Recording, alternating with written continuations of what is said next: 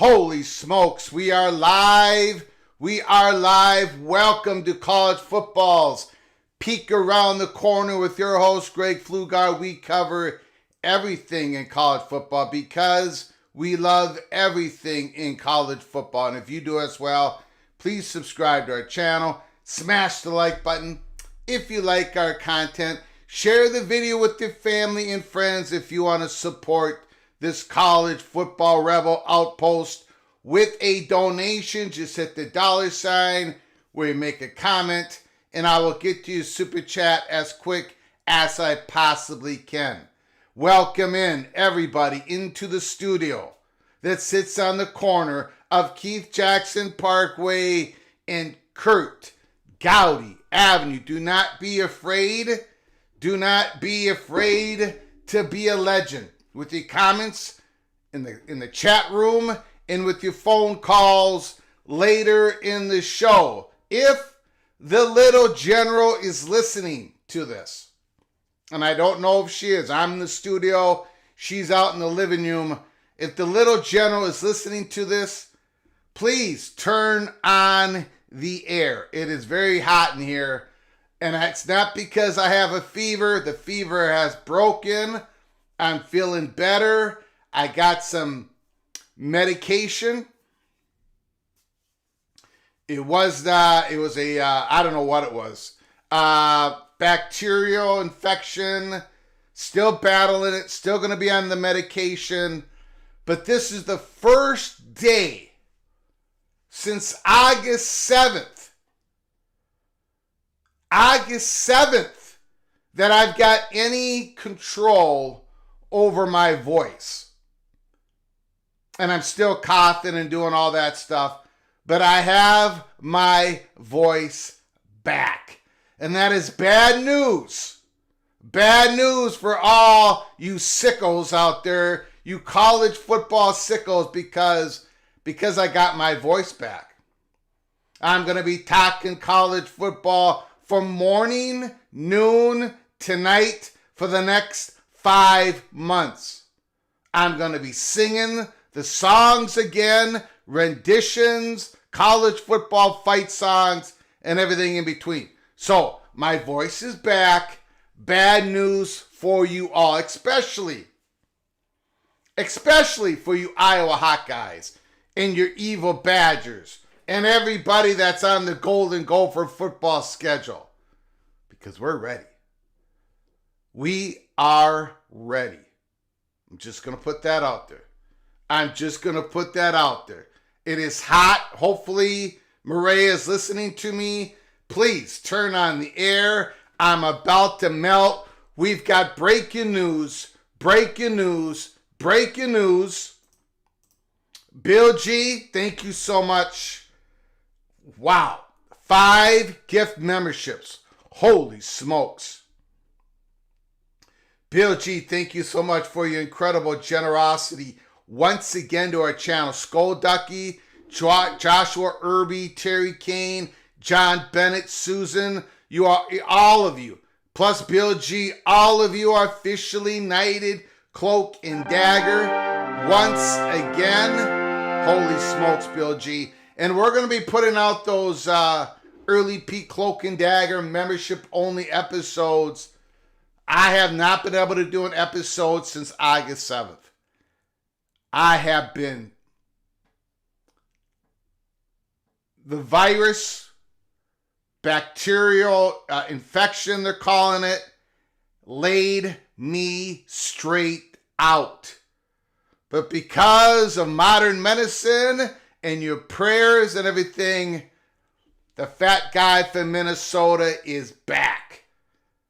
And I'm not going anywhere. I am not going anywhere. Look, it was touch and go. Thank goodness that the wife pushed me to go to the hospital. Thank goodness. Because I kept saying, this is a cold. It's going to go away. It wasn't going to go away. It's still not totally gone yet. But thank you so much. I'm going to be producing episodes. You guys are going to get so sick of me. Tomorrow, we're doing a live watch party. Georgia Tech, Florida State. The scoreboard's going to be behind me. Put down your comments in real time during the football game. We'll open up the phone lines for halftime. I am so excited. This is going to be the most fantastic football season of our lifetime. Maria, thank you so much for pushing me to the doctors. I got my voice back. I'm going to be coughing for the rest of the night. We got a 4-hour show tomorrow to do. But then I'll recover. But anyways, thank you, Maria. Thank you so much. By the way, the air is on now. Thank goodness. I feel better. Woo! Woo! Thank you so much. We've got breaking news all over the place.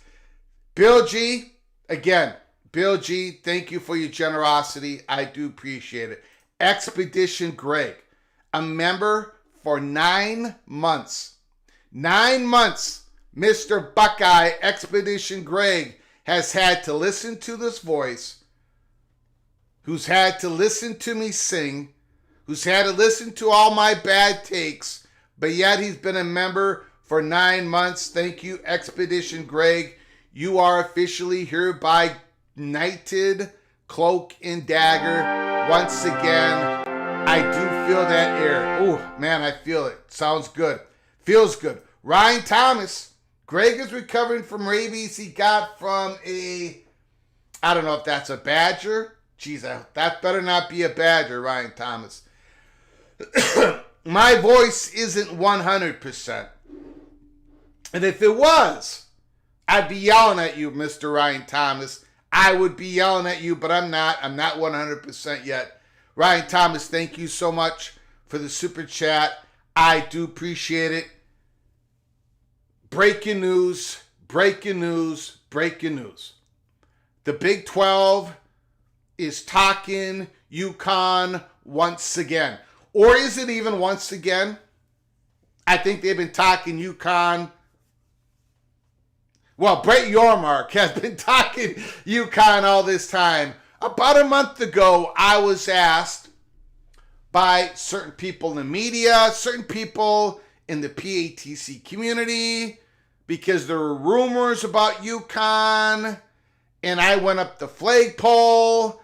I poked and prodded, and the information that I got back was, yes, Brett Yormark still pushing UConn, but no, he doesn't have the votes. He doesn't have the 12 out of 16 votes. So I sent that information out to a few people, and I talked about it on this show. Now, maybe I might have to take the L, because maybe we don't know if he has the votes. I don't even know if the Big 12 knows they have the votes yet. But maybe they do, and maybe they knew about it a month ago. I don't know. To be honest with you, we don't know yet. But anyways, it doesn't matter. Today, August 23rd, The Athletic breaking news, and Ross Dellinger, we're going to go through The Athletic first, and then we're going to go through Ross Dellinger's article, but I'm really interested to hear what you've got to say. A lot of Big 12 fans in the chat room, in the PATC community. I know I've got long-time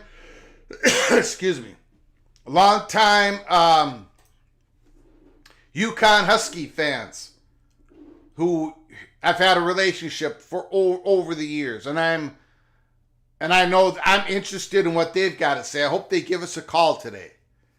I'm taking this report very serious. Number one, there's a couple parts of the report that really intrigues me, and we'll get to it. But Brett Yormark, now, thank you, Derek Marie. Hello, everyone. Thank you for your super chat. Thank you for your generosity to help us keep the lights on here during the month of August. I haven't been on. To be honest with you, I think the number of shows that I've done this month is on one hand. So I appreciate you all joining us today. Not forgetting about PATC. Thank you so very much. I'm very humbled that any of you showed up. So I do appreciate it. Thank you so very much. Number one, well, we know the rules of realignment. Relationships, realignment never sleeps. The school contacts the conference first, not the other way around. The big dominoes fall first, and then others will follow. And relationships matter. Brett Yormark wants UConn. That is no secret. The reasons why Brett Yormark wants UConn is no secret. A lot of Big 12 fans, a lot of people out there disagree with Brett Yormark. And I think you have valid arguments. I think you have very good arguments. I might agree with a lot of those arguments. But Brett Yormark wants UConn. He has not been able to get the Big 12 presidents on board. Brett Yormark keeps pursuing it. And Brett Yormark has picked up a whole lot of political IOUs along the way as he's rebuilt the Big 12. And I've talked about this before, and especially on our last live show here at Peek Around the Corner. Very good timing. Because, again, don't get me wrong, viewership numbers are incredibly important when you are evaluating the value of a brand, of a school, of their content that they can deliver. Viewership is really, really, really, really important. but, and there is a but. In fact, there's multiple buts. There is. There's other things that come into it. And we talked about it. Market. And people say, well, market doesn't mean as much as it did before, Greg. We're going to streaming, Greg. We're going to bigger brands. And you're correct. The markets doesn't mean as much as it used to, but it still means a lot. You cannot simply push it away and make it disappear. It's part of the equation. How big a part does it play?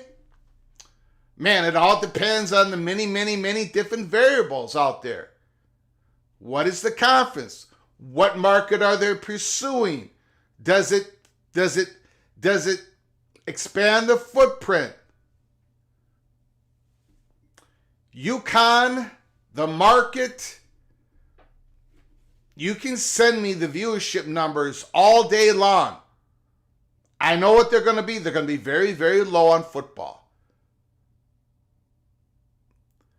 But the market is what Brett Yormark wants. He wants the New York market, the Northeastern market, the New England market. He wants that market to talk about Big 12 basketball.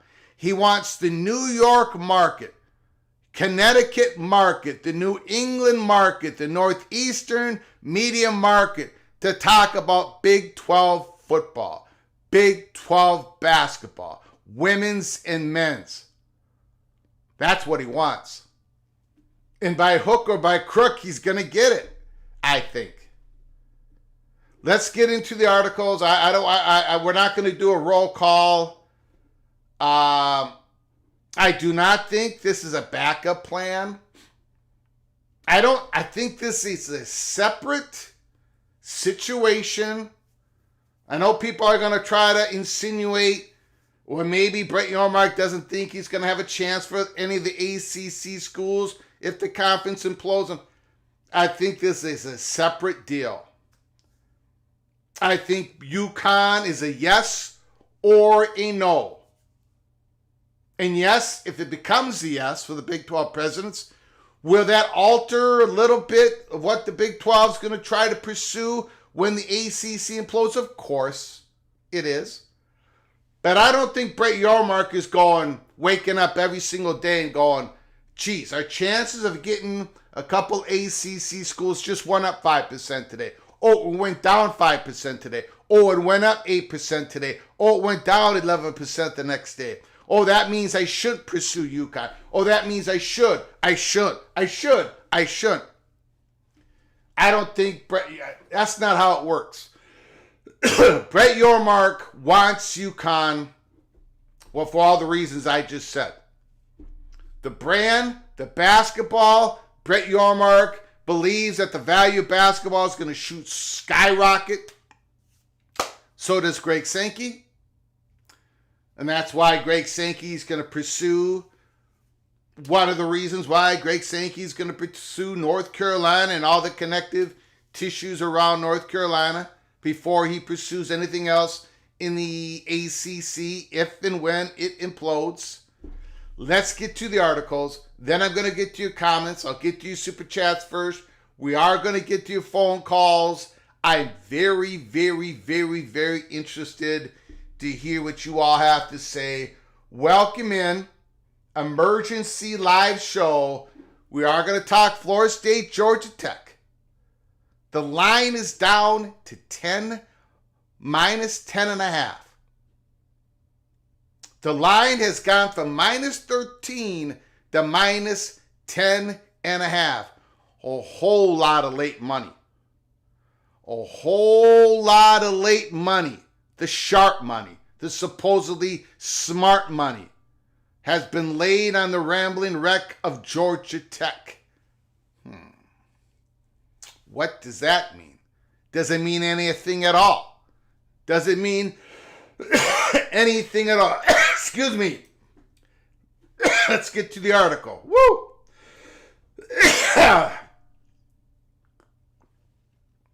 Here we go. Anthony Marchand, Justin Williams. The Big 12 renewing discussions about adding UConn.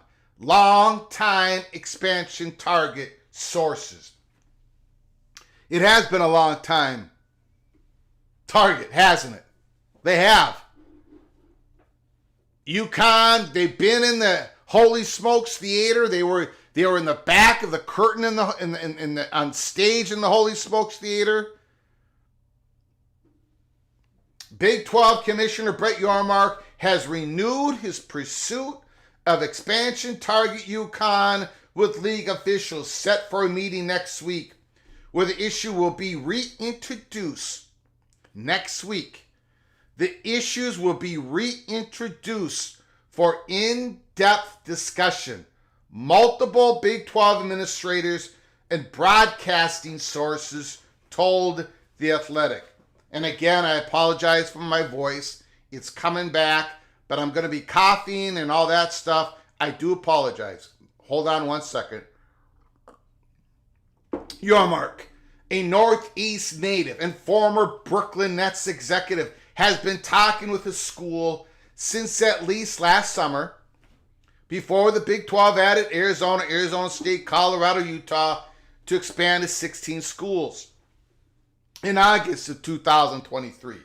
He said those talks were no longer done. August 2023. According to multiple Big 12 administrators, discussions resumed earlier this year, but Yormark did not yet have a consensus internally to extend an invite. Well, that's interesting, right? The discussions resumed earlier this year, but Yormark did not yet have a consensus internally to an extended invite. Does he have consensus internally now? Boy, I cannot wait to get to you guys' phone calls and to your comments. Does he have an internal consensus now? Or are they still wrangling for the votes? It's unclear whether support among the Big 12 presidents has increased in light of this latest rounds of discussions, according to league sources briefed on the process. Again, as I said, I believe last week and about 3 weeks ago, because I was asked, not only by people on this show, but people outside the show, what is this UConn Big 12? Is there steam to it? And the only answer I got back, the chatter behind the curtain, was the pursuit is there, but the votes are not there from the Big 12. But is that about to change? Any further expansion would require support from a supermajority, 12 of 16 members in a president-level vote. 12 of 16. UConn declined to comment, while the Big 12 did not immediately respond to requests for comment. 12 of 16. Now, when you sit back, can you think of what would be the five toughest votes for UConn to get? Are there four of them they cannot get at all, no matter what? Is this hanging on the knife's edge? I mean, what are the schools that would be most against the addition of UConn?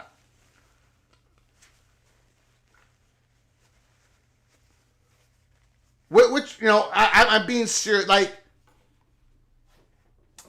Like Utah. What benefit for Utah if UConn was added? Now, Arizona might like it, right? Basketball brand, big basketball brand, UConn. What about West Virginia, Cincinnati? I would happen to think they would be for it. But what do you think? If you go down the line of the Big 12 schools, again, it has to do with the details, right? It all has to do with the details. We'll get into that right now.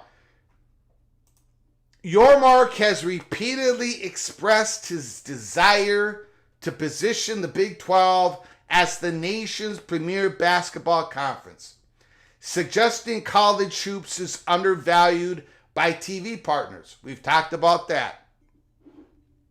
Greg Sankey believes the exact same thing, and we're going to learn more about that in the next couple of years.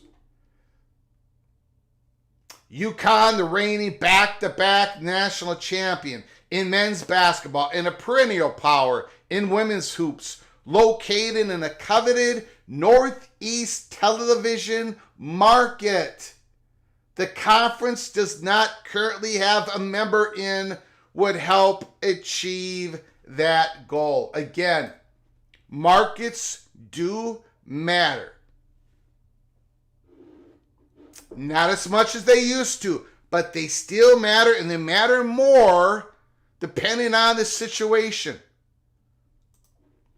But for UConn, which rejoined the Big East in 2020, the main desire for joining the Big 12 would be to boost its struggling football program, which has been an independent since leaving the AAC. The Huskies have won no more than 3 games in 7 of the past 8 football seasons, reaching a bowl game in 2022 before slipping back to 3-9.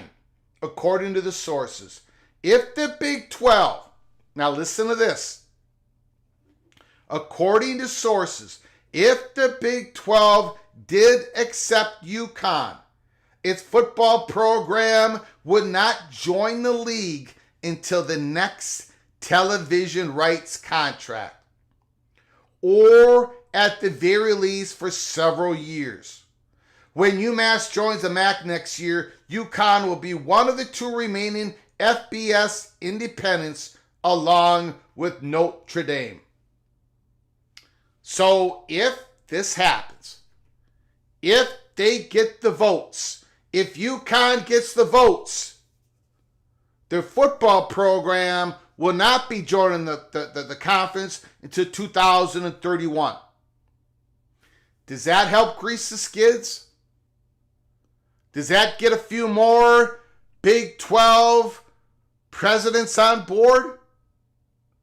You're going to get the benefit of the women's and men's basketball program and a good baseball program from the very beginning. And then the football program will not be added on until you next time you negotiate. And by the way, the next time you have those meeting negotiations, Brett Yormark says he's going to decouple the football content and the basketball content from each other and negotiate it, those 2 packages independently to potential media partners. Was that grease the skids? Would that help get Texas Tech Red Raiders on board? Kansas State on board? You got to believe Kansas would be on board, right? And finally, in this article, ESPN, now listen to this. ESPN has previously considered adding more money to the Big 12's television deal to help lure UConn, according to broadcasting sources briefed on the talks. ESPN is located in Bristol, Connecticut, just 40 miles. This is big. We'll go back to that. Current members have been told UConn's addition would be budget neutral.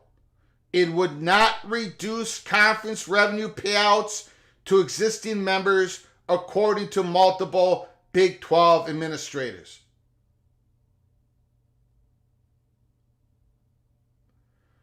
You've got ESPN, according to sources, telling The Athletic that they are willing to add more money to the Big 12 television's deal to help lure UConn.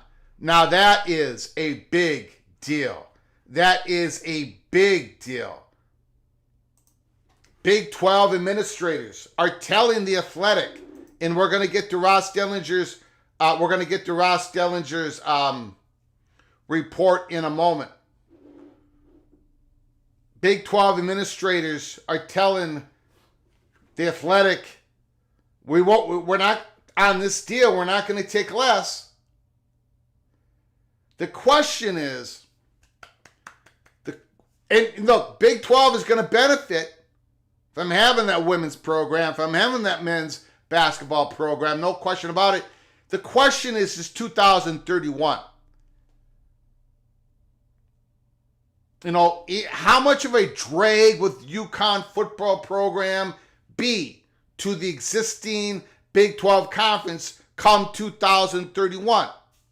I don't know. It'd just be one of how many schools in the conference. By that time, the Big 12 might be 20 schools. Might have added a few ACC schools. We don't know. But for the short term, you can see how it would benefit Big 12 athletic departments. Let me know if you disagree. Fox Quindardo, holy smokes. This is reaching back for the younger and weaker. They wish they could pay up, but they can't today. Tomorrow they will. Your integrity is why I am here. Thank you, Quindardo, for your incredible super chat, for your incredible generosity. Thank you so very much. I appreciate it. I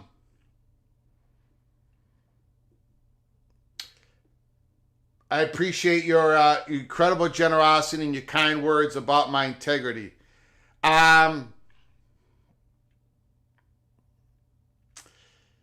Again, UConn, Big 12. I cannot wait to listen what you guys have to say. We're going to open up the phone lines as quick as possible.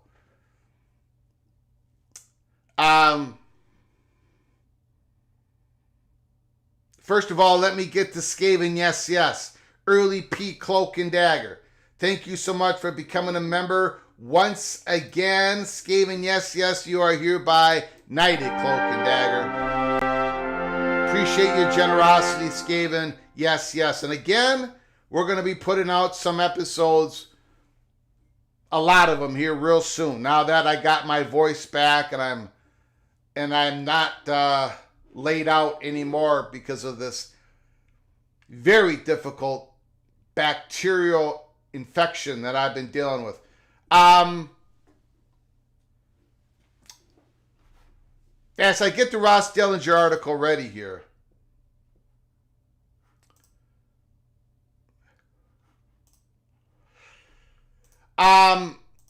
we're talking about this from the Big 12's perspective.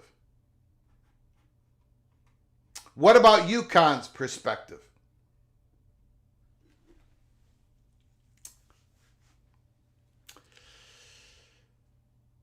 You know, they've won a couple of national championships here, right? Back to back with their men's basketball program in the Big East. Going to the Big 12, you know, I personally don't think it's going to hurt them at all. But from a UConn fan perspective, they believe that being part of the Big East helps their recruitment. Big East just got a good, generous media deal with Fox. UConn doesn't want to give up on their football program, do they? Obviously, a move to the Big 12, getting their football program into the Big 12 in 2031, they're going to have what is it? 7-year runway. The football program to get it up a different level before they enter the Big 12.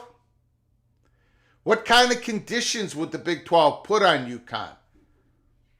Would they have to do something with their old stadium that they got out there? What kind of commitment does UConn would they have to make to the Big 12? I'm sure this has been all part of the discussion. Let's get to Ross Dellinger's article. Let me make this a little bit smaller here. Hold on.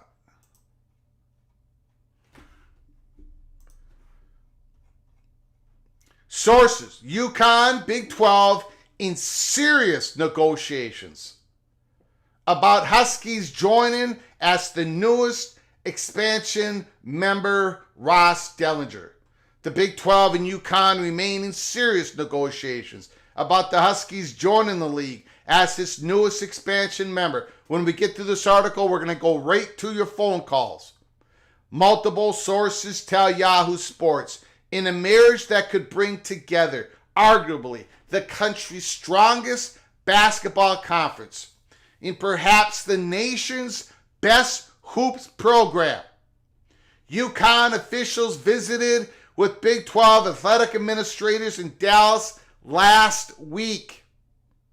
Though nothing is imminent, the in-person presentation is a sign of the serious nature of the discussions. Big 12 Commissioner Brett Yormark is set to make a similar presentation to the league's presidents next week. In the latest version of the deal, UConn would join the conference as a member in all sports except football, starting at the latest in 2026. Contingent upon the school meeting certain investment thresholds in the sport. UConn football would join the Big 12 in 2031. So it's contingent upon the school meeting certain investment thresholds in the sport. So the Big 12 is going to be saying, UConn, you got to be able to, that whole revenue sharing, where you got to be able to share a certain number of revenue, that you got to hit a certain number for your football program, right? It's probably going to be, I'm speculating, but UConn's going to have to invest in their football program.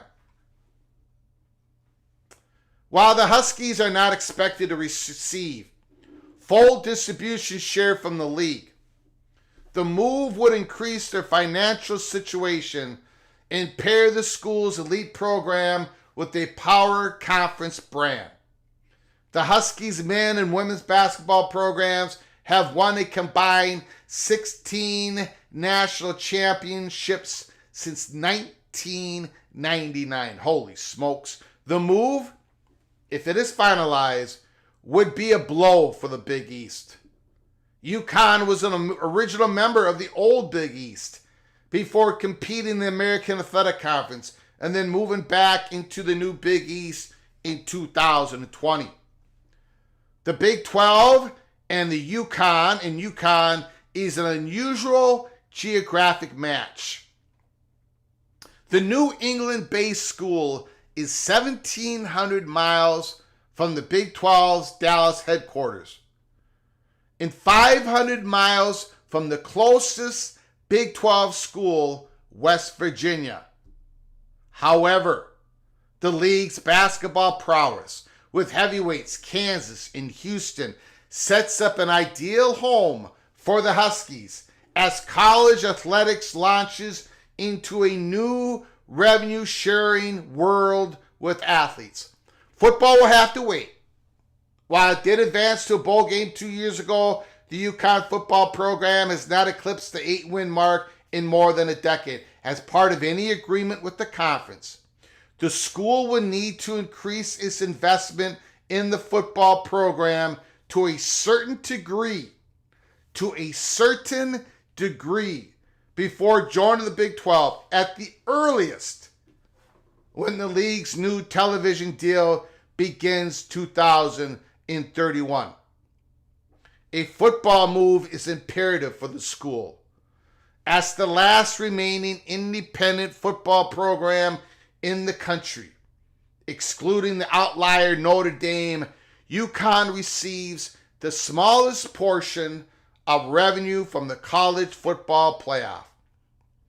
The pursuit of the Huskies aligns with the aggressive nature of Yormark, who's leading the league's latest expansion campaign. The Big 12 has added 8 teams over the last 2 years after the departure of Texas and Oklahoma to the SEC.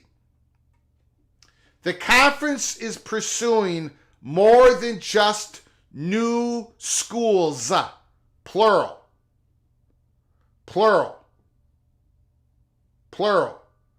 The conference is pursuing more than just new schools. The league is in deep negotiations with Allstate Insurance as a new naming rights sponsor that would completely alter the conference name from the Big 12 to the All-State 12. Yormark is also discussing a private equity deal with multiple potential partners, offering them a percentage stake in the conference for an immediate cash infusion of as much as $50 million to each school. An immediate cash infusion. Remember that phrase, immediate cash infusion. The UConn deal would be the latest summer realignment move over the last 4 years, and there it is. Holy smokes. Holy smokes.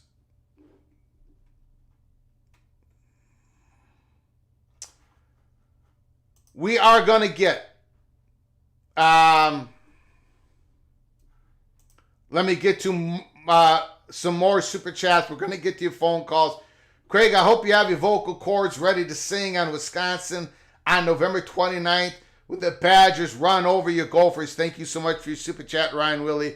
I do appreciate it. I think my voice is going to be ready to sing next week. I know there's going to be, at least there was a promise of a donation. If West Virginia defeats Penn State, I'm probably going to be singing Country Roads if that donation comes in next week. So I got to get my voice, my singing, do, re, mi, fa, sol, la, ti, do, ti, la, so, fa, mi, re, do. I'm going to have to do the scales back and forth. I am going to get ready. Ryan Willie, thank you so much. How can the Big Ten begin play without tiebreaker announced? Good question. And I was under the belief that the Big Ten and the SEC were going to announce their tiebreakers together and that they were going to be identical. That didn't happen. That did not happen. So, I don't know what to make. I don't know what to think about that. Obviously, the Big Ten's going to announce something here. They've got to, right? They've got to announce something, and it's probably going to look identical to the SEC, but I'm already surprised that that announcement did not come out together, because that's what I was told what was going to happen. Thank you, Helmer Henderson. I do appreciate your generosity once again. Joyful, you are early peak Cloak and Dagger member. Thank you so very much. You are hereby knighted, Cloak and Dagger. Thank you for your generosity. Thank you, Joyful, Helmer Henderson, Ryan Willie, Fox Quindardo, with an incredible generosity. Skaven, yes. Derek Marie, Ryan Thomas, Expedition Greg, and Bill G.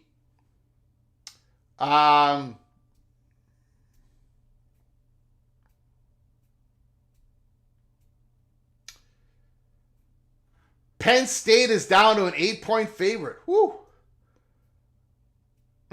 Really? I did not see that. I'm going to have to take a look at that. Illini Ted, I'm not excited about the timing of this article. We just started talking actual football again. Now, it won't, look, we're going to talk football. Tomorrow, we're going to be on the air for 4 hours doing the watch party. Then we're going to come on later that night and talk about the SMU game, and there's going to be a lot of football talk. But yeah, there is going to be realignment talk. That's going to go on for That's not stopping, ladies and gentlemen. That is not stopping anytime soon. Thank you. I'm feeling better. Thank you, Mr. Morales. Let's get to your phone calls. I am so interested to hear what you guys got to say. 763-260-1333. 763-260-1333. The lines are open. Talk about your college football team. Talk about anything you want. Breaking news. Call from Ryan Thomas. Ryan Thomas, the floor is yours. What are you thinking, my man?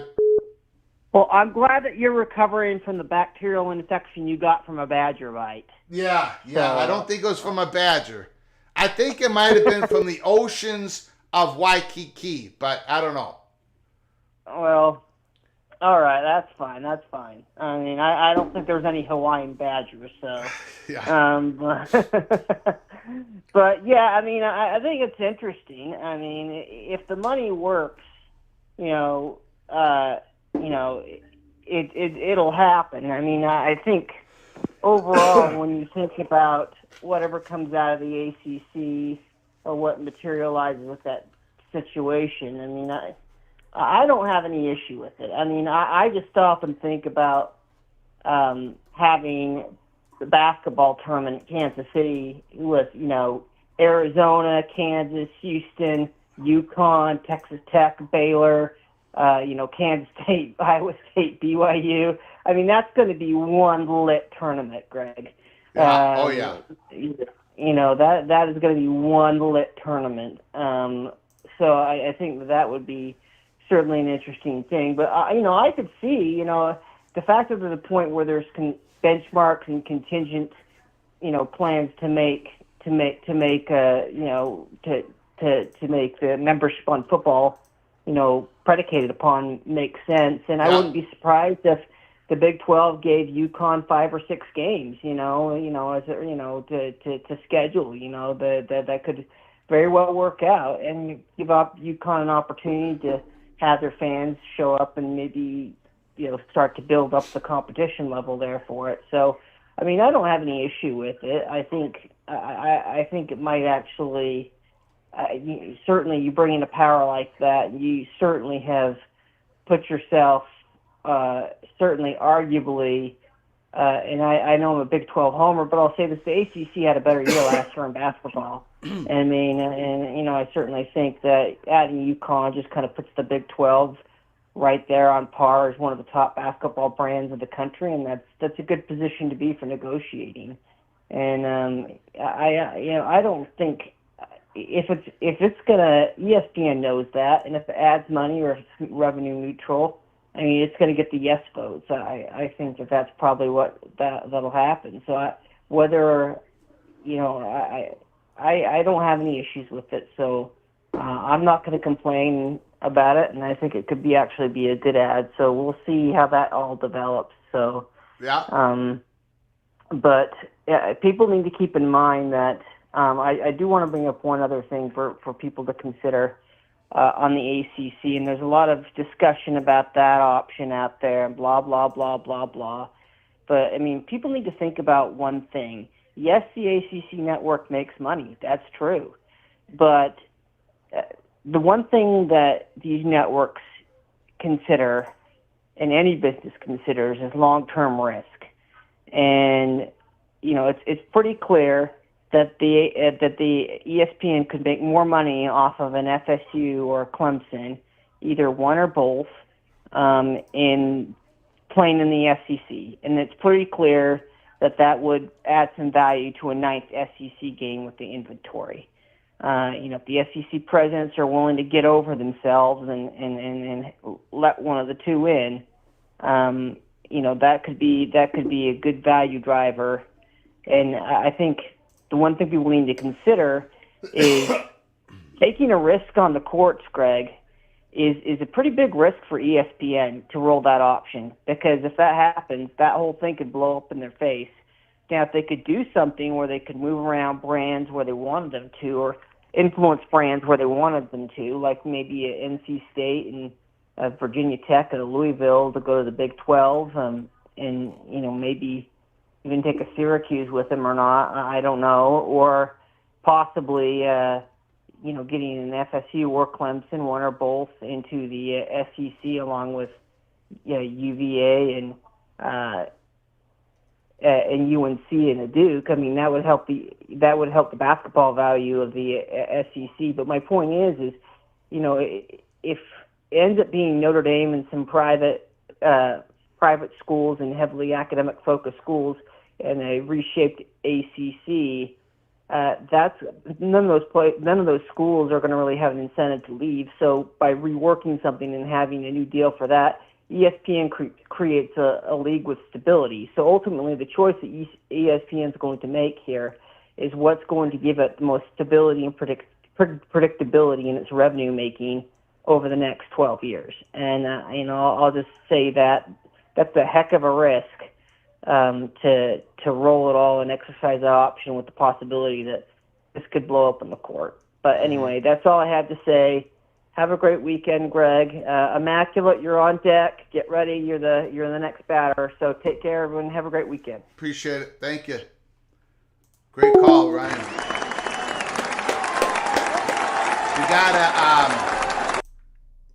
We've got Jason Shear. The UConn Big 12 conversations are probably further ahead. Hold on, everybody. Hold on. Call from John Grove. John Grove, can you hold on for just 1 second, sir? Yes, of course. I appreciate it. I think I lost it. Hold on. Jason Shear of Wildcat Authority 247 tweeted out, the UConn Big 12 conversations are probably further ahead than they've ever been before. It doesn't mean it will happen, but it's further down the road than it has been. Just checking out his reporting of it. John Grove, the floor is yours. Let it rip. Well, Greg, I'm glad to hear that your voice is sounding better, which means you could do more live shows. I mean, Yes. I always have a blast of a time doing that. Another thing to point out here, I mean, I love Ryan Thomas, but he's got to stop jumping the gun on predicting Immaculate calling next because I took over that helm today. I don't know. I'm just messing around. But, we talked a little bit. I think it was the time where you mentioned that there's been like some back channel communications with Kansas and the SEC and how much how Greg Sankey's looking towards a different way of revenue. And I called that one night saying, why hasn't the Big 12 gone after UConn? I mean, that is a huge opportunity to monopolize on basketball and really take the initiative, take the opportunity on becoming the premier basketball power.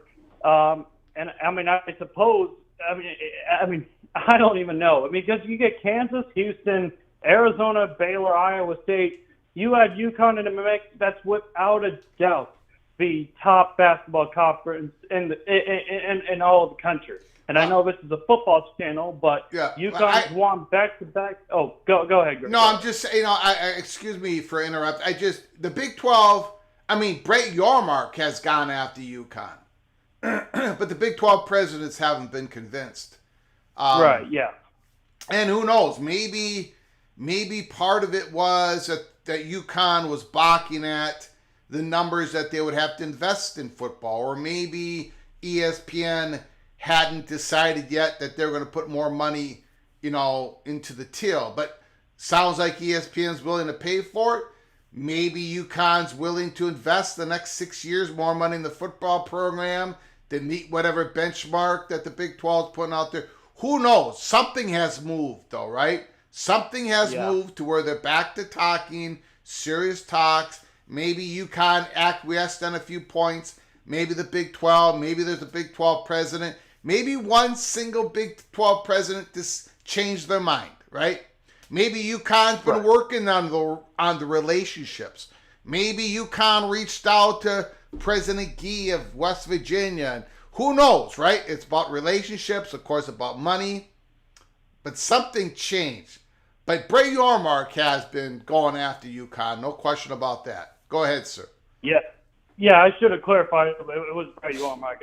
Now I remember that it was the president that kind of denied the idea. But I suppose, maybe that changed. Well, for one, I guess it's kind of weird that ESPN hasn't had the media rights for UConn, considering that their headquarters is in Connecticut of all places, whereas you have like Fox covering the Big East and then CBS Sports Network covering the UConn football game. So, that could be a little bit of a thing ESPN's looking at and saying, I don't know why we have UConn in our backyard, but yet we don't have.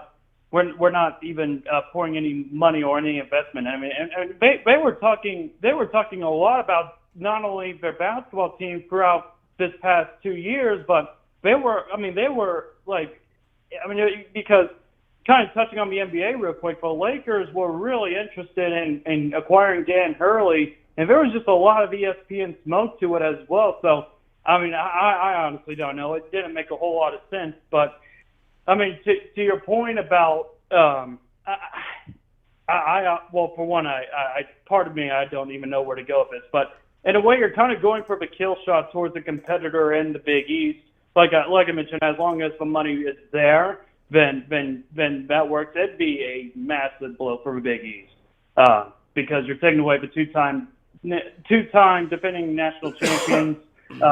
You're also, I just realized because.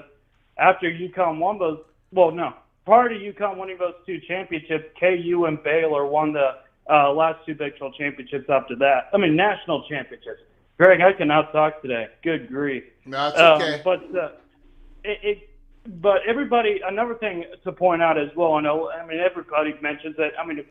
For one, I don't think the Power 2 would ultimately work with the lawsuits and everything, but it does even if it did happen, it would complicate matters for the Power 2 to split in the future. You don't leave an Arizona, a Kansas, or UConn out of the cold. You would just not kill off the NCAA tournament like that if it means taking on several of these prestigious power programs. And for the Big 12, like we mentioned, the football has to do better, but you're going after a big-time basketball brand. You're also going after a pretty decent-sized market in the tri-state area, and you're able to kind of capitalize off the UConn alumni base in New York and Boston.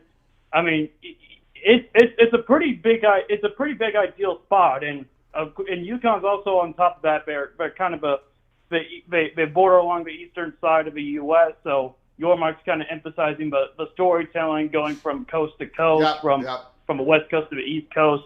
We'll see if there's anything that opens up in the West Coast. There's Oregon State and Washington State, but I don't think that's where his priorities are right now. I think it's UConn. I think UConn will ultimately join within the next next 2 to 3 weeks, or maybe even a month. And then I think after that, expansion, Big 12 will possibly pause until they get a final verdict on what to expect from the ACC. Got it. All right, man. All righty. Appreciate the call, Appreciate sir. it. Thank you so much. Hopefully your voice is fully getting back and better healthy, so I can hear you saying Country Roads. Yeah, hopefully. It's beautiful. All right, righty. sir. Have Appreciate a good one, Greg. God bless. Thank you.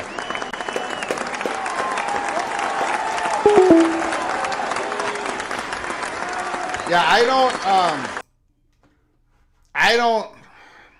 I get that it's natural for people to look at this possible Big 12 move to add UConn for all sports starting in 2026, for football for 2031 if they meet certain benchmarks of investment for the football program. I understand why people would conflate that, would use that as part of their thinking about what the Big 12 might do if the ACC implodes, how it affects it.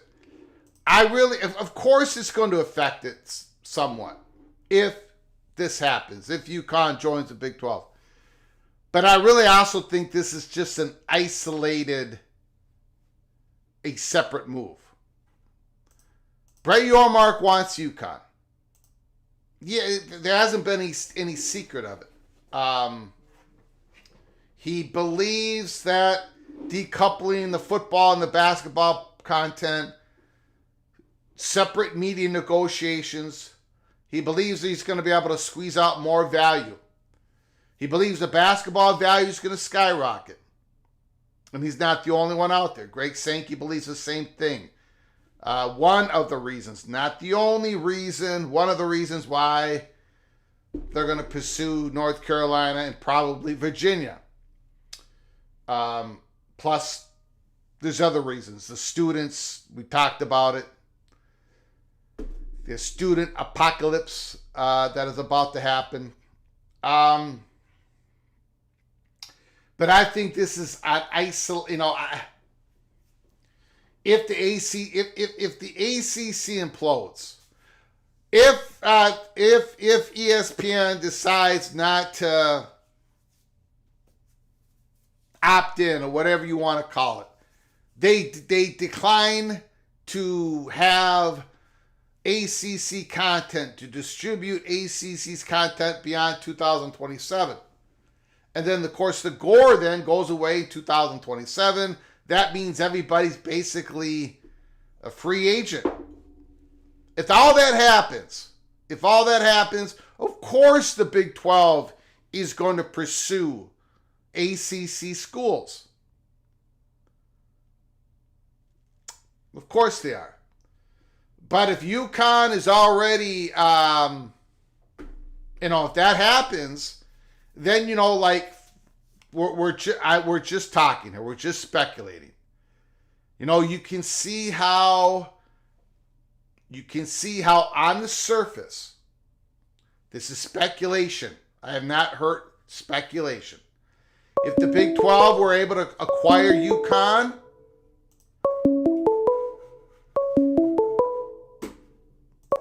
call from Immaculate. Immaculate, can you hold for just a second? Sure, go ahead. I just want to finish what I was trying to say.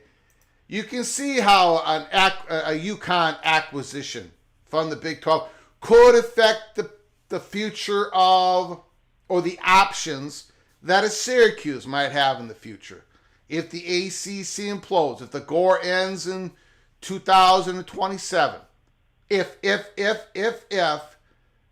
maybe the Big 12, maybe Syracuse, it'd be much more difficult for Syracuse to have a Big 12 option if the Big 12 acquired UConn right now. But that's just speculation on my part. I don't, no one's telling me that, but I'm just thinking off the top of my head. So yeah, the UConn, of course that would affect certain things that might happen in the future. But I don't think, the Big 12, when the ACC implodes, the Big 12 is still going to pursue some of those ACC schools, in my opinion, and the opinion of everybody that I talk to. So, Immaculate, go ahead, my man. What do you think? The floor is yours. Well, it's interesting that this came out. We got a little peek around the corner, I guess you could say, from that Locked On Connecticut guy about this, and I personally wasn't a big believer in it because we'd already seen this happen once, and we'd already heard that the presidents weren't into it. Yeah.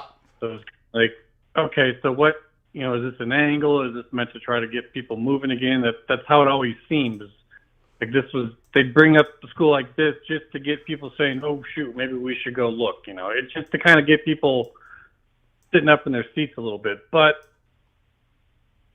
seems like multiple porters and whatnot are really starting to jump on board with this. So yeah, they're meeting next week in Dallas. Yeah, there's some legs to this, and that makes me think, okay, if the presidents weren't cool with it before, the numbers haven't changed. So what could have changed? And I have to go down the path that ESPN decided to sweeten the deal. I mean, you kind of read something there that sounded that way as well. Yeah. And this goes back ways. That's why I kind of jumped on a particular tangent when I saw this, because this is something I've talked about for a while, that ESPN's massive campus is located in Connecticut. They get, just like every other corporation that has headquarters in the state, they get and they try to get tax break deals from the states. I don't know how much they pay. I'm not going to go looking up all their numbers and everything, but I would guess that it's a pretty high number in the state of Connecticut. So you kind of got to wonder if it's actually, good for them to maybe throw in a little extra to make it worthwhile for the Big 12 to grab them. If the state of Connecticut says, basically, thank you for saving the University of Connecticut's football program, here's a new tax break deal. Otherwise, I'm looking at this going, what would move people on this? I know there's talk about the split basketball deal, but that's still way down the road. So it's interesting that it's coming out. Yeah, I don't.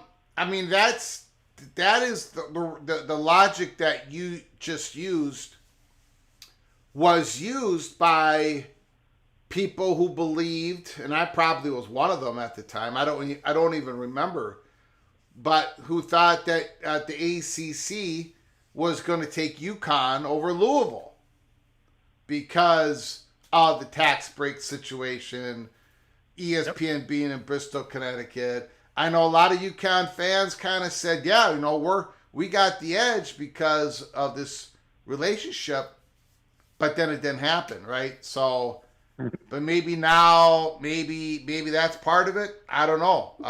Good question though. What has moved it?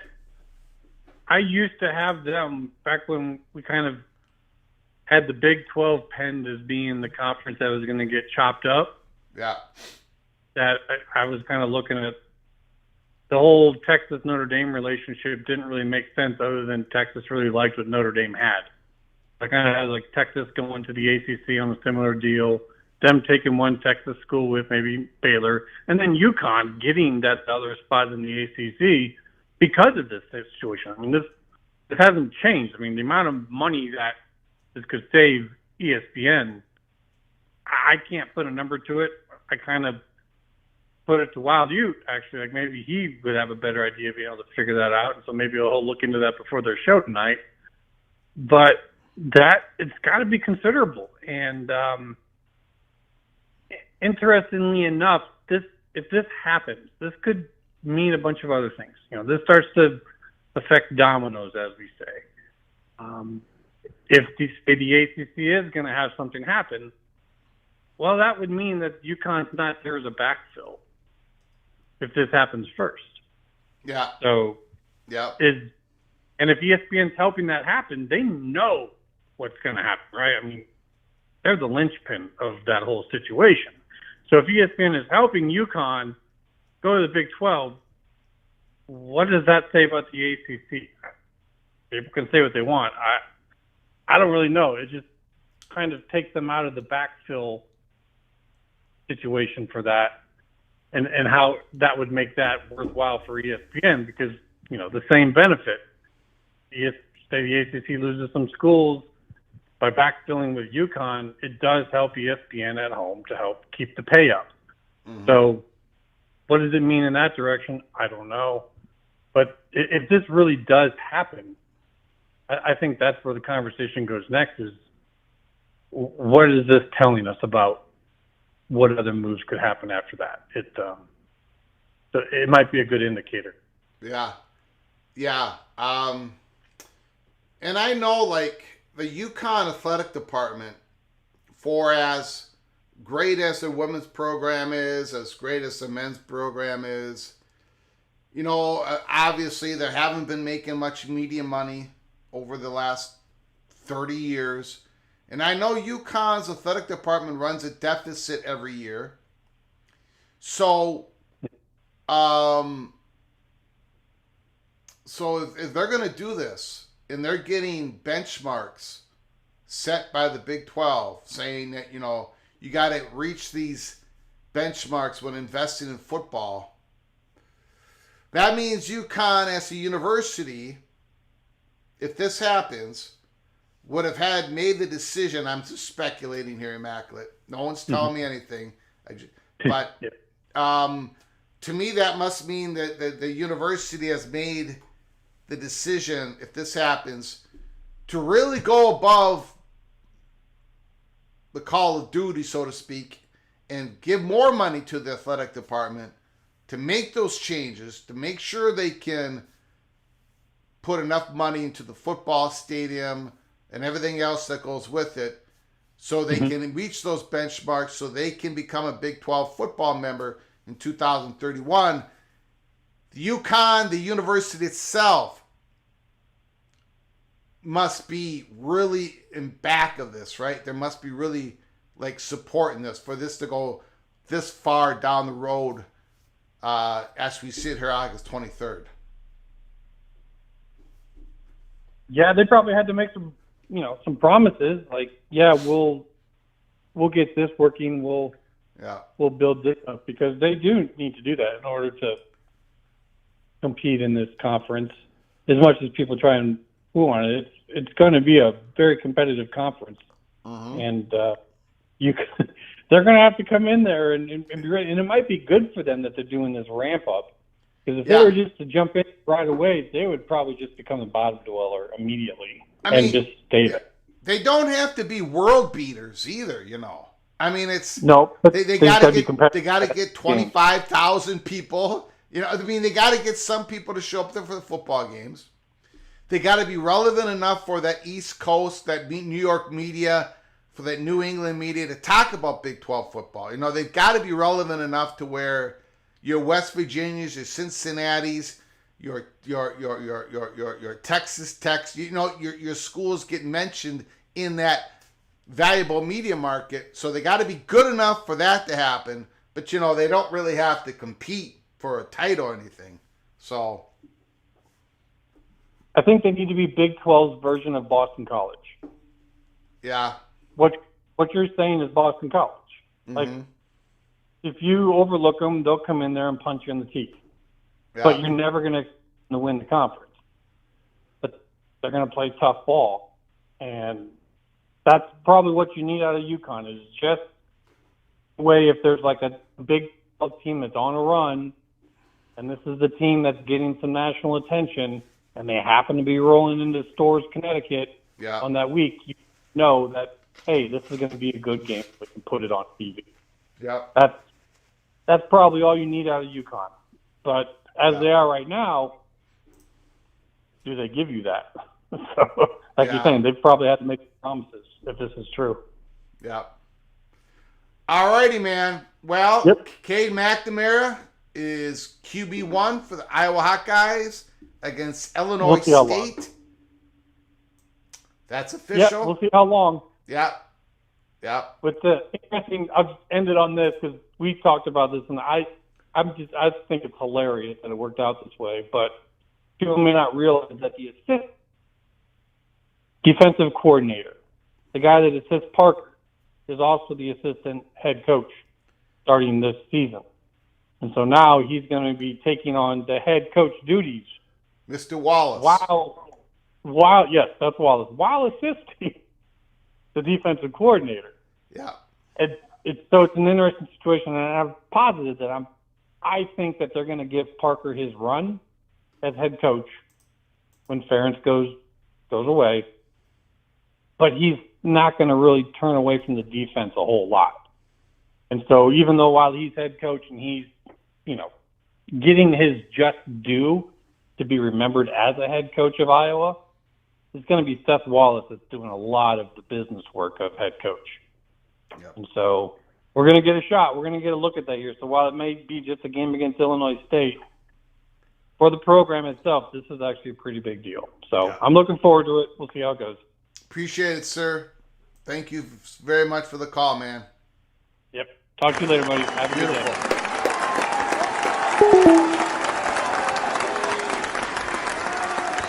Cameron B. Rock Chalk J. Hawk. The real question, who goes with UConn to the Big 12.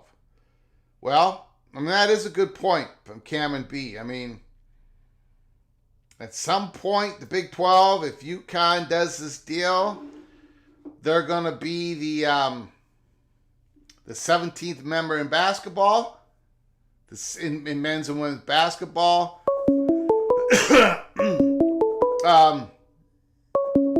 I don't think you have to have anybody go with them now, though. Hold on one second. Call from Replica. Replica, can you hold on for one moment, please? Yes. I do appreciate it. Just got to get caught up here. Thank you, Cameron B. Rock Chalk Jayhawk, for your super chat. Don't have to bring anyone else on now, though, for 2026. Who knows? Got to wait how the ACC, how that happens. Gorb, just a couple of dollars to help with having the missed shows. Thank you, Gorb. Thank you for your generosity. I do appreciate you helping us out here at Peek Around the Corner. Bill G, smash the like button. Bill G, a member for 9 months. Once again, Bill G, being generous with the show. Thank you so very much. You are hereby knighted, cloak and dagger. 9 months. Bill G, 9 months, has been a member of the show. Thank you so very much. Before we get to Replica, shoot. There was something else that I wanted to say, and now I forgot it. I believe it was somebody else's comment here. By the way, don't forget now. Yes, UConn's men's basketball program is the best program in the country right now, no question about it. The women's program is the most valuable women's program in the country right now. They got a really good baseball program. For Northern School, UConn is a very, very, very good baseball program. So Big 12 schools, think about that as well. Go ahead, Replica. The floor is yours. Yes, sir. Hello? Yep. Okay. All right. I want to tackle this topic. This is actually going the way I thought it would be if this was to ever happen. Let me first say that adding UConn does not change what their plans are for the ACC if they get that opportunity. And the reason why it doesn't change their decision making is because UConn football is not going to be added to the conference. And in that article you read out to us, it said at the earliest it would be it's 2021 or several years down the line. Mm-hmm. And what that tells me is that there is no concrete timeline to add their football program. So for the purposes of the Big 12 conversation, I know most people say they don't want to go past 20 schools. I think they don't want to go past 20 football programs, if that makes sense. Well, I don't. It makes sense, but I would guard against thinking that UConn is going to do this deal if at some point it does not include their football program. In other words, if UConn meets those benchmarks that is set forth by the Big 12, if they meet those benchmarks, that football program's got to get included at some point, or UConn's not doing this deal, obviously. But go ahead, sir. Right. And I was going to get to that because I wrote down a couple bullet points about why they would do this, because that's been the holdup this entire time is the football program. And the hesitation on the Big 12's president side is, number one, they don't generate enough revenue to be a net gain, or at least to break even. And then the other part is the perception aspect of them not being very successful, not investing in their facilities. So if they do make the necessary investments, I think that definitely they'll be added. But I think they would happily take that problem and kick it down the road if it means getting UConn basketball through the door right now. Yeah. And So here's why I think UConn would change their tune on this. Number one, the House settlement. There was just a G5 summit not too long ago because many of the G5 schools are not happy with the framework of the settlement. Yeah. So that would be the number one thing. Money is the motive. Number two, Dan Hurley was very close to joining the Lakers. Honestly, if Jeannie Buss wasn't a cheapskate, they could have been out in the wilderness. Their whole team could have been in the portal, and even more so than football, the basketball transfer portal is the Wild West. So let me ask you a question, Replica. Do you think Mr. Coach Hurley was told about the resumed talks between UConn and the Big 12 when he was trying to make that decision if he should go with the Lakers or not? Do you think he was told some information on that? Possibly. I can't say a definite yes, but if they were having those conversations, they would have had to have told him. Yeah, as part of this. I would think so. Yeah. So I think that as well, because unlike other programs like Kentucky who lost Calipari, like they're not in a power conference. So them losing their coach, and especially an elite coach, the best coach that in college basketball, that would be far more detrimental to their program. So that would be number two. Number three, this opportunity may not come again for them to join a power conference and have the opportunity to make significantly more money for the university. And I wrote out in parentheses, don't be San Diego State. Because San Diego State was under the impression that they were going to be in the Pac-12, and the Pac-12 vanished in the thin air right in front of them. And then being able to have those marketing opportunities, that's just more revenue, and that's what Yormark is really after. He is trying to generate revenue, and you need one of those cornerstone TV markets. Like the Big Ten has LA and New York. The SEC has Atlanta. So that's what he's after.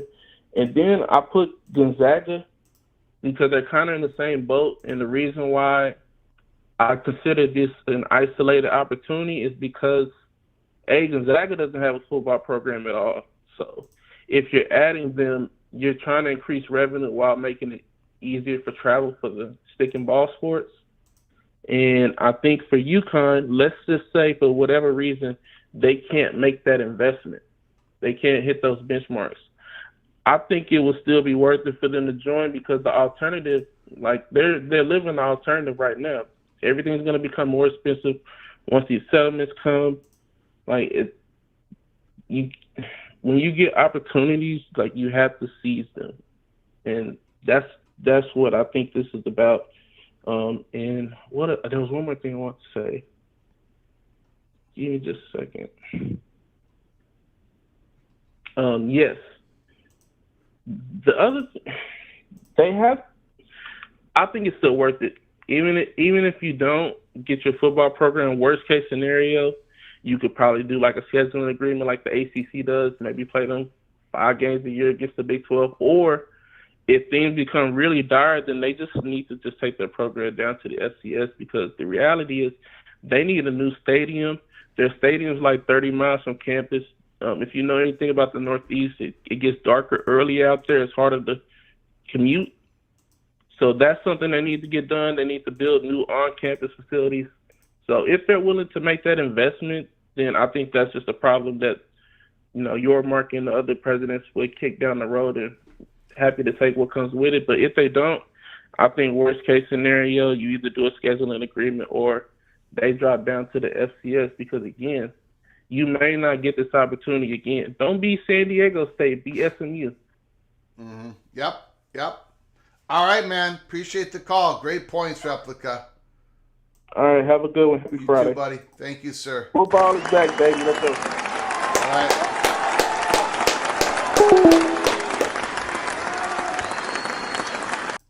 In my mind, if this actually happens, if it basically happens the way it's been reported, if there's an agreement, the Big 12 presidents of 12 of the 16 vote on it, 2026, all sports, UConn, all sports go to the Big 12 except for football. 2031, if there's benchmarks set for Big 12 football, UConn football, the investments have to meet the benchmarks. UConn's going to meet those benchmarks. If you do a deal like this, the money has to be already set aside at UConn for this to happen, in my opinion.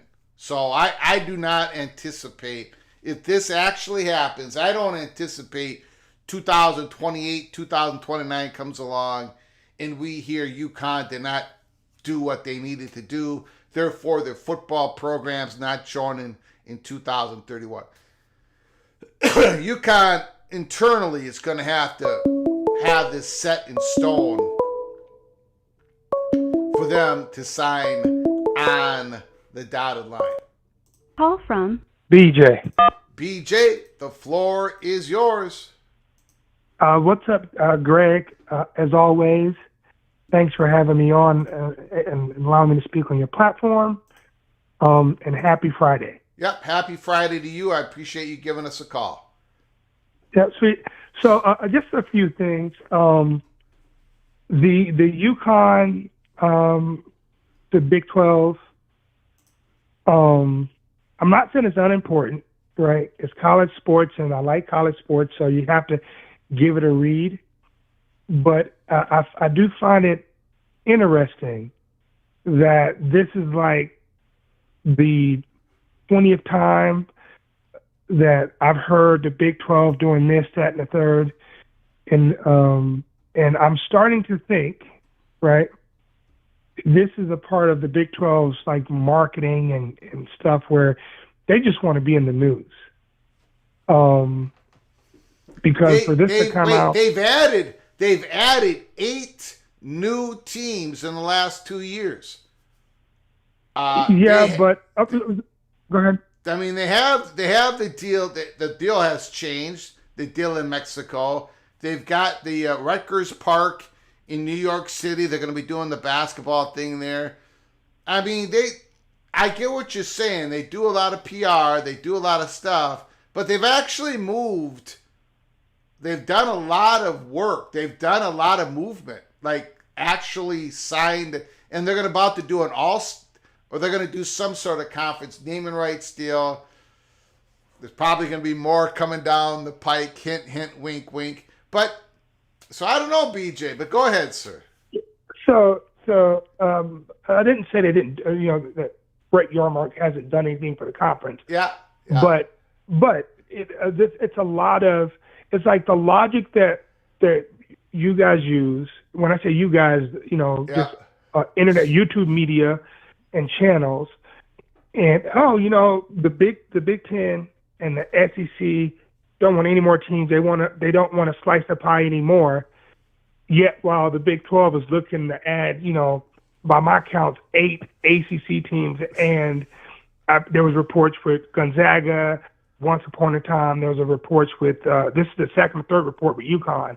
So it just doesn't make sense to me where where teams are trying to not slice with the pie, as much as they are now, and you have this one conference who wants to add every team under the sun that's not in a power two. So that's all I'm saying. It's not be a knock. It's just from a non-Big 12 consumer football fan. I just like, my favorite conference that I like to watch is the Big Ten. It just seems like logic is not in play with a lot of the Big Ten news that come across my screen. That's all. We had Peek Around the Corner. We had said from day one that the Big 12 was not interested in Oregon State, Washington State. Yeah. So there's a lot of things that the Big 12 supposedly were interested, but we said they're not. And that gets back to my point. Sorry to interrupt you. You get your time back, BJ. But again, viewership numbers are important, ladies and gentlemen, but they're not the only thing. And this is another example. Why is the Big 12, why is Brett Yormark more interested in UConn than Washington State and Oregon State? Why? Because there's other things that are in There are other ingredients in the soup other than viewership numbers for football. I'm sorry. It's true. This isn't an example. I agree. I think. Go ahead, BJ. I agree. UConn, like to folks who are not on the Eastern Time Zone, they may think UConn as like who is UConn? But UConn, located perfectly, as a business partner to ESPN. It's a small state, but it's well financed. The school is a pretty decent school. But I will say this though, it's virgin territory for the Big 12, right? So I get it, and it's on the East Coast time slot. I get it. But there at one point in time, even though you mentioned that it was BS, there was Big 12 looking to pick up Oregon State and Washington State. This is like maybe a month ago, right? So at some point in time, it gets kind of annoying.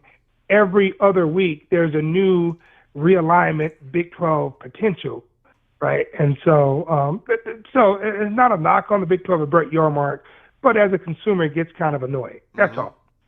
Now, I will say this as it pertains to the Big 12 football. I think Big 12 football is going to be pretty good this year, and I'm pretty competitive. I like Kansas to win if nobody gets injured on Kansas' team. They don't have any major injuries. I think Kansas is nice. But I'm looking forward for the season. Have you made your picks for tomorrow? Do you have an idea how the game's going? We already did PATC community pick and the fat guy for Minnesota pick. I've got over on 56, over and under, total 56. And I'm trying to find the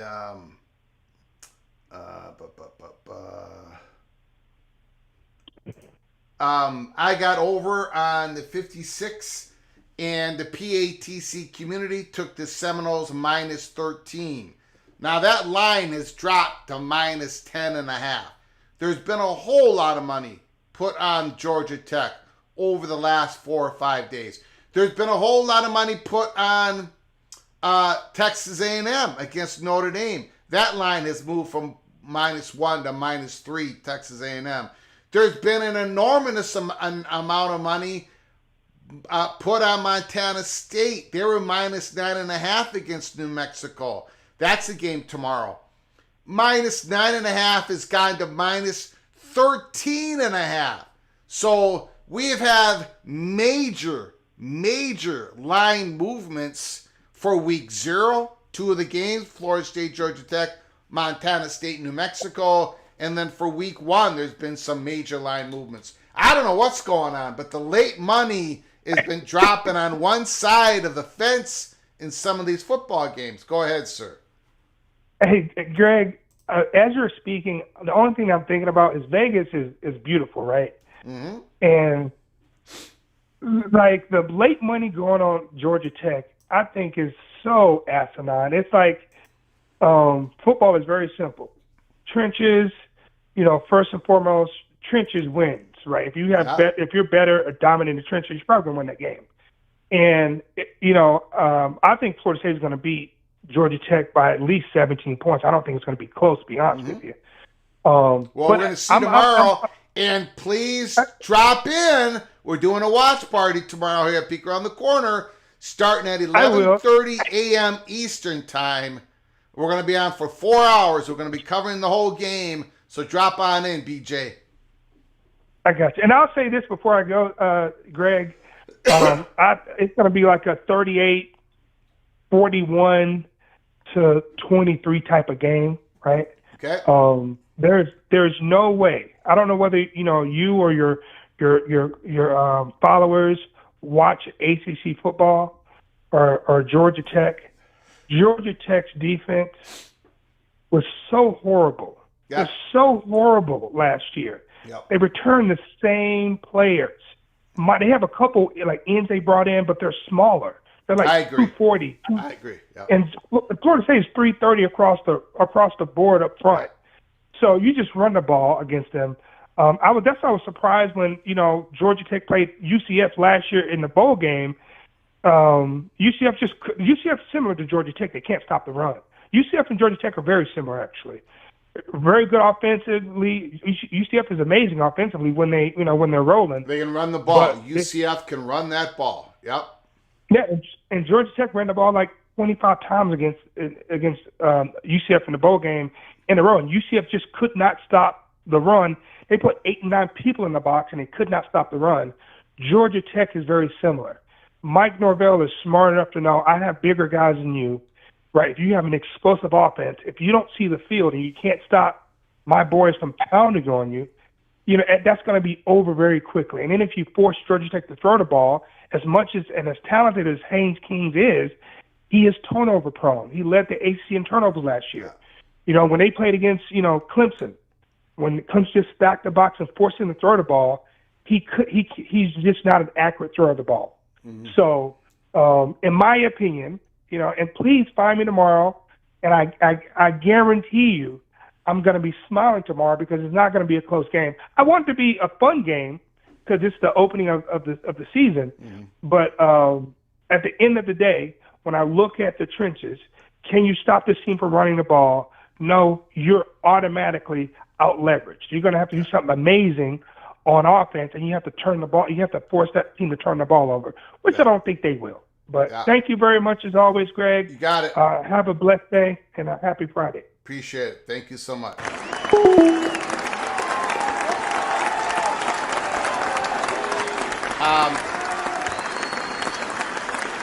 I agree with what a lot what BJ said about the Florida State Georgia Tech game.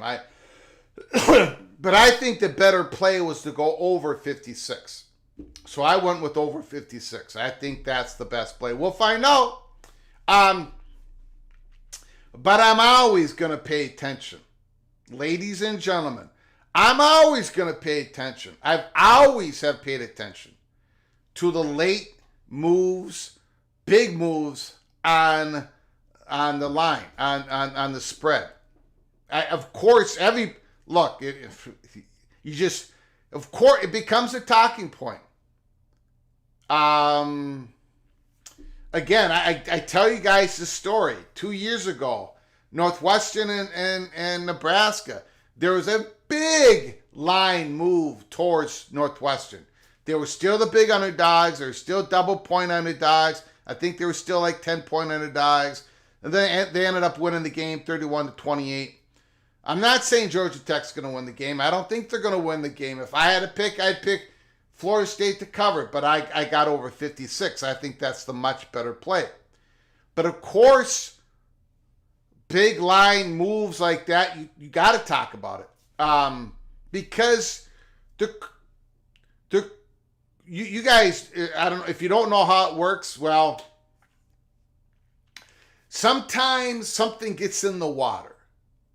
Some rumor, it might be completely false. It might be completely true. But something gets out there to where now the big money comes in late.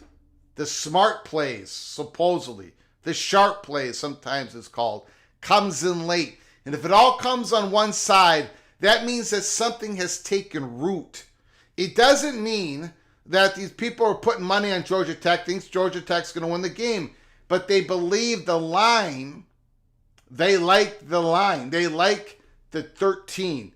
Then it dropped to 12.5, 12, 11.5. Now it's 10.5. Now it looks like it's stabilized. It means they believe they know something. That the line was too high. They could be completely wrong. Of course they could be. But it's interesting. It's just interesting to watch it. And it's not, we did here at Peek Around the Corner, we made the early play. Let me see if I can find it. I don't have this set up. I wasn't going to talk about this. We did the Notre Dame Texas A&M game. Even though that's a week 1 game, that's not getting played until 8 days from now. We took the line when it was 24 days away. You look at the screen. Notre Dame +1, Texas A&M -1. I wanted to jump on this game. I wanted to get my Texas A&M play in. So the PATC community, you voted on this play. You voted Texas A&M. I took Texas A&M. The line has moved from -1. Now it's -3, Texas A&M. If you go back and watch our live show a couple weeks ago, when we made the play, I looked straight in the camera and I said, this line is going to move. It's going to move towards the direction of Texas A&M. So we're going to get our play in now. And the reason, one of the biggest reason why we thought the line was going to move towards Texas A&M was because the news just broke that Notre Dame's starting left tackle is out. And Notre Dame, for all the talent that they got a lot of talent, especially on defense. Especially in the secondary. For all the talent that they got, Mike Denbrook, the new offensive coordinator, the great offensive coordinator that came from LSU, the offensive coordinator of Heisman Trophy winner Jaden McDaniel, the quarterback of LSU, Mike Denbrook, Riley Leonard, quarterback, transfer from Duke. I'm having a hard time coming up with the running back name. Very good running back. Wide receiver room, a little weak. Mitchell Evans, a great tight end. But their weakness is the offensive line, and especially at the tackle positions, and they lose their left tackle. Now they're scrambling. We've heard reports out of Notre Dame, out of South Bend, that they're just rotating people at left tackle. They don't. So, and who does Texas A&M have standing over the left tackle? Nick Scorton, the great pass rusher. So, anyways, we figured the line was going to move, so we made the play early. Lines move. They move for a reason. It doesn't mean that the people who are laying the big money at the end doesn't mean they're going to be correct. No way is that what it means. But it has to be part of what you talk about. Greg the Gold is always going to talk about line movement. Sometimes it goes away from us. Sometimes it goes towards us. Sometimes it goes in our favor. Sometimes it goes against our favor. But Greg the Gold is always going to be talking about line movement.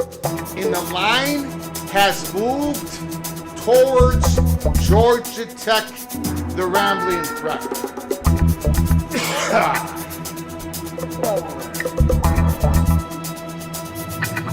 Excuse me.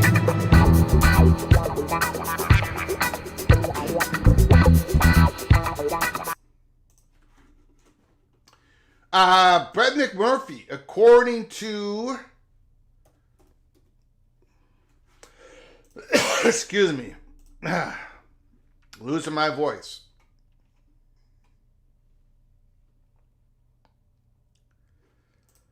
Let's take a look at his reporting. Brett McMurphy, Big 12 could be in the expansion market again. This time the league is considering adding UConn. Sources told Action Network. Big 12, it would not join the Big 12 football until 2031. The men's basketball team, the Olympic sports teams, could join as early as 2026. Last week, UConn officials met in Dallas with Big 12 athletic directors. UConn showcased how it would build in the future leading up to 2031 and invest more in football. That's the key part. As I was just saying to BJ, UConn's not going to do this unless they've internally have it all set up and how they can achieve their future investment in football. Brett Yormark, again, this is Brett McMurphy, Action Network, has been enamored by UConn's basketball program, Northeast Media Market, is expected to make a presentation to the Big 12 presidents, who must approve any expansion additions. If UConn is added, it may not be the Big 12's last edition. Keep your eye on what happens in the ACC. Oh my God! Oh my God! Keep your eye on what happens in the ACC. Depending on Florida State and Clemson and their efforts to leave the ACC, other ACC schools could also become available, some of which have natural rivalries with Big 12 programs, a source said. I'm looking at you, Louisville. I'm looking at you, Pittsburgh, maybe. I'm looking at you. Who else am I looking at? Since 2020, Virginia Tech, North Carolina State. Since 2020, UConn has been a football independent but competes in the Big East and non-football sports. UConn would have to provide the Big East 27 months notice to leave, but that could be negotiated along with the $15 million exit fee. UConn men's basketball coach Bobby Hurley is not against a move to the Big 12, a source said. He loves the Big East, but he understands the Big 12 provides more resources and more money and more exposure. The addition of UConn would cement the Big 12 status as the nation's top basketball conference, joining heavyweights Kansas, Arizona, and Houston. Last year, Yormark said he was no longer involved with UConn or Gonzaga. We had conversations with UConn and Gonzaga, and unfortunately things didn't work out, Yormark said last year, only because the dream scenario unfolded for us. Arizona, Arizona State, Colorado, Utah. So those conversations are no longer. Yormark, though, never wavered on his interest in UConn. Yormark's going to kick the tire. He's going to kick every tire possible. Big 12 athletic director said, we're open to looking at anything. UConn is a big brand, the biggest branded institution in the Northeast. Sources said a key component to adding UConn is the 16 current Big 12 members would not see a reduction in revenue. UConn potentially joining in 2031 and would coincide with the Big 12's next media rights deal. The Big 12's current media rights deal with Fox and ESPN expires after the 30-31 school year. Although UConn's football program hasn't had a winning season since 2010, the belief is that being part of the halo of the Big 12 would build the Huskies' football success, a source said. A source brought up examples of football programs in Arizona, Kansas, which struggled in past seasons, but are coming off impressive 2023 seasons. The Wildcats and the Jayhawks are expected to contend for the Big 12 football title this year. Just look at Arizona and Kansas. A few years ago, the source said, there's a huge media value up there. That's why Yormark looks at it. The question is, will the Big 12 presidents pull the trigger? And I just want to end this article right here. There's huge media value up there in the Northeast. That's why Yormark looks at it. I've been pounding the table, trying to explain that markets still matter. They do. They do. They do. They do. They do. Do they matter as much as they before? No, they don't. But they still matter. UConn's viewership in football does not match Washington State's viewership. Does not match Oregon State's viewership. But the markets matter.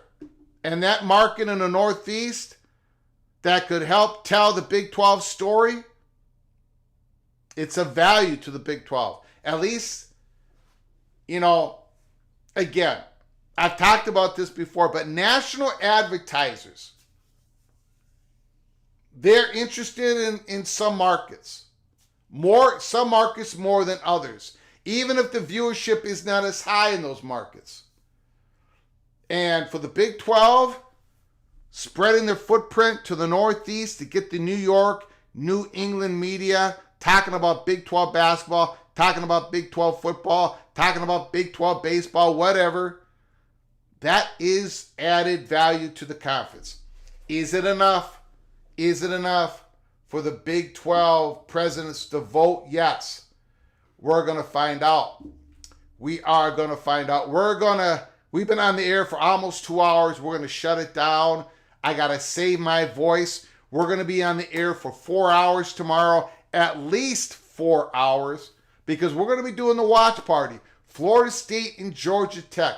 Please join us. 11:30 Eastern, 11:30 a.m. Eastern Time, 10:30 Central Time, 9:30 Mountain Time, 8:30 Pacific Time in the morning as we start 30 minutes before kickoff.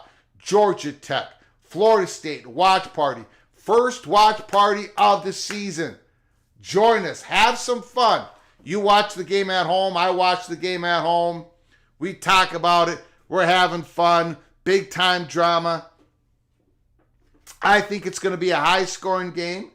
I do think Florida State is going to run all day on Georgia Tech. But I think Georgia Tech's offense, with all their starting offensive linemen coming back, Jamal Haynes, the great running back, Haynes King's got receivers. They've got everybody back. They're going to score some points. So we're going to have some fun. So join us tomorrow. I want to thank everybody for your generosity. Quintardo and everybody else, thank you so much for the comments, for your phone calls. Tomorrow, football season starts in Dublin, Ireland. Dublin, Ireland, Florida State, Georgia Tech. This is going to be the greatest football season of our lives. The drama is going to be unreal. There is an expanded college football playoffs. You college football sickles that are in the chat room right now, every single one of you believe more than ever that your team could possibly make the playoffs. And for most of you, your hearts are going to get crushed like a grape. And I'm going to be here to watch it all unfold. So we're going to have a lot of time. We're going to have a lot of good times this year. So join us tomorrow morning. Until next time. From all of us at PATC to all of you, please, you all take great care of each other. Thank you so very much.